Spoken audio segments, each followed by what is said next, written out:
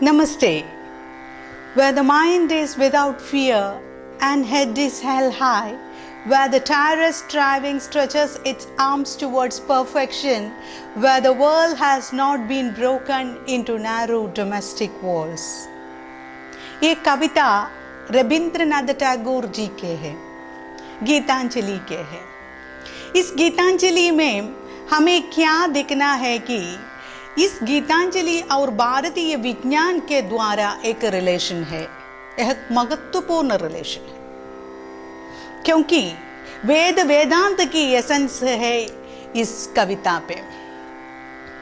क्योंकि ये एक कविता है और इस कविता में सिर्फ एक कविता नहीं है, ये शास्त्र का उद्घोषण है। शास्त्र का उद्घोषण ऐसा किया है कि रविंद्रनाथ जी ने, जब एक व्यक्ति हमारी भारतीय शास्त्र जानता है, वो सब शास्त्र के ऊपर है। भारतीय शास्त्र सब शास्त्र के ऊपर है।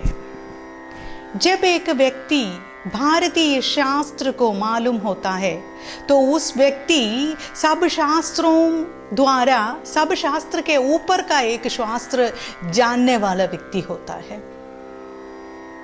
हमारे वेद शास्त्र और वेदांत एक रिलीजन द्वारा ग्रंथ नहीं है, वे सब शास्त्र है।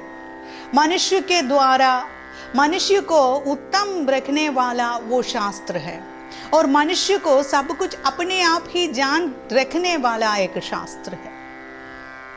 यहाँ श्री रविंद्रनाथ टैगोर जी ने इस कविता से हमारी भारतीय संस्कृति, हमारी भारतीय शास्त्र का व्यापारिक और व्यवहारिक और इतनी अच्छी और इतनी महत्वपूर्ण स्थिति को बताती है।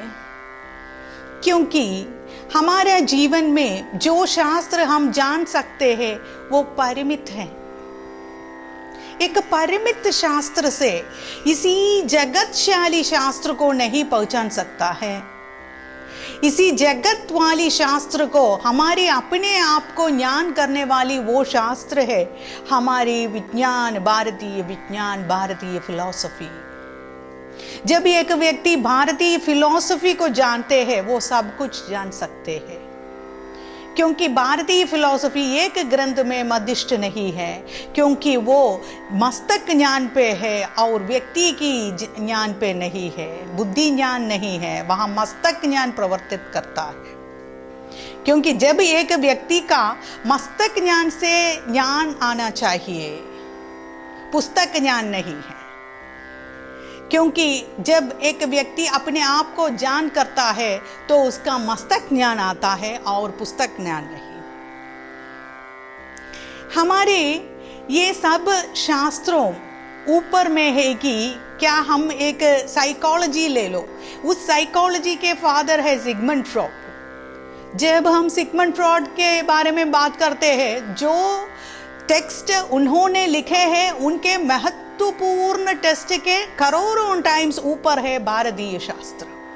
जब एक व्यक्ति भारतीय शास्त्र जानते हैं, उनको कोई साइकोलॉजिकल टेक्स्ट पढ़ने की कोई ज़रूरत नहीं है, क्योंकि वो समस्त अपने आप पर ज्ञान हो जाता है।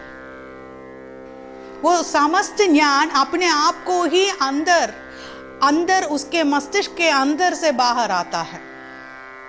वही है हमारे शास्त्र की महत्वपूर्णता। जब एक व्यक्ति हमारे शास्त्रों का ज्ञान लभ्यता होता है, तब वो समस्त ज्ञान की ज्ञानकारी होता है, वो समस्त ज्ञान का अधिकारी भी होता है। जब हमारे शास्त्रों एक कविता के रूप में रविंद्रनाथ जी ने एक कविता के रूप में लिखी है, वो एक साधारण कविता नहीं है, वो एक आत्मज्ञानी के हाथ से आत्मज्ञानी से मुख से आने वाले वो कविता है। उस कविता ने क्या कहते हैं कि जब हम कोई फियर होते हैं तो हमें खुश नहीं रख सकते हैं।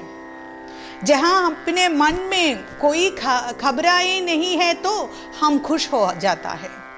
जब हम खुश हो, हमारी सारी कामयाबी हो जाता है। Where the mind is without fear, हमारे मन में कोई भय नहीं है. और where the mind is without fear and head is held high, जब हमारे मन में कोई भय नहीं है, हमारी सिर ऊपर ऊंचा ही रहेगा. शास्त्र ज्ञान से वो हमको प्राप्त हो सकते हैं. ऐसे प्राप्त होने से हम हमारी जीवन का कई समस्या को प्राप्त कर सकते हैं और पास हो सकते हैं, क्योंकि हमारी कोई समस्या उनसे ऊपर नहीं है, उस ज्ञान के ऊपर नहीं है. जब भी एक व्यक्ति हमारी भारतीय शास्त्र के महत्वपूर्ण व्यक्ति होते हैं, इनको कोई समस्या और कोई प्रॉब्लम्स या कोई शास्त्रों विषय नहीं है, क्योंकि वो सबसे ऊपर होती है.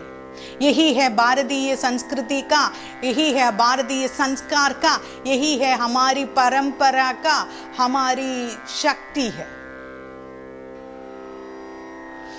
इस शक्ति को हमें पाने के लिए शास्त्र पढ़ना चाहिए. भारतीय ज्ञान विज्ञान और हमारी वेद वेदांत पढ़ने चाहिए. वो एक रिलीजियस ग्रंथ नहीं है और एक रिलीजन के ग्रंथ भी नहीं है. वो समस्त मानवता के सॉल्यूशंस है. यहाँ जब एक व्यक्ति आत्मज्ञानी होती है, इनको स्वतंत्रता मिलते हैं. वहाँ कोई बैरियर्स नहीं होता है कि ये मेरा राज्य है, ये दूसरा राज्य है, ऐसे कोई बैरियर नहीं है. ये सब हमारा है, देश है. इस विश्व ही हमारा है और हमारा ही विश्व. वो ज्ञान आता है और हम सबको प्रेम और मैत्री से जीवन बिताने का ज्ञान भी इससे मिलते हैं. यही है भारतीय संस्कृति और भारतीय विज्ञान और भारतीय ज्ञान से क्या प्रयोजन होते हैं कि एक व्यक्ति की समग्र ऊंचाई पर लेने वाले शक्तिदायक है. यहाँ श्री रविंद्रनाथ जी और यहाँ हमारे शास्त्रों द्वारा एक मिश्रण है इस कविता. रविंद्रनाथ टैगोर जी एक आत्मज्ञानी है. एक आत्मज्ञानी ही ऐसे लिख सकते हैं. और आत्मज्ञानी कैसे होते हैं कि एक आत्मज्ञानी हमारी शास्त्रों का ज्ञान जन्म है, वो एक ज्ञानी थे, इसीलिए इनको इसी तरह की कविता लिख सकते हैं. धन्यवाद.